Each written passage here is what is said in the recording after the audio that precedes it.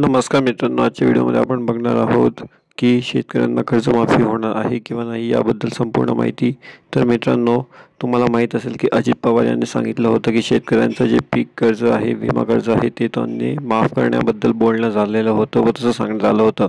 पण मित्रांनो, आता अजित पवार यांनी एक नवीन आदेश म्हणा किंवा सांगण्यात आलेलं आहे त्यांच्याकडनं त्यांच्या भाषणामध्ये की आता कर्ज माफ होणार नाही आहे। तरी कृपया करून सर्वांनी कर्जाचे जे काही पैसे असतील जे घेतलेले आहेत ते सर्व पद्धतीने त्यांना भरण्यासाठी सांगितलेले आहेत।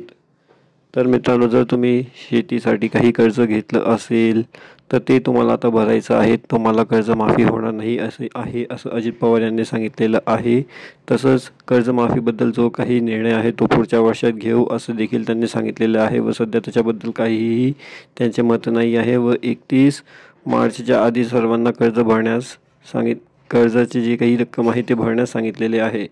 तर मित्रांनो, जर तुम्हाला ही माहिती आवडली असेल तर तुम्ही आमच्या चॅनलला सबस्क्राईब करा व अशाच नवीन माहितीसाठी आमचं हे जे चॅनल आहे इंडिया न्यूज अपडेट याला सबस्क्राईब करून ठेवा।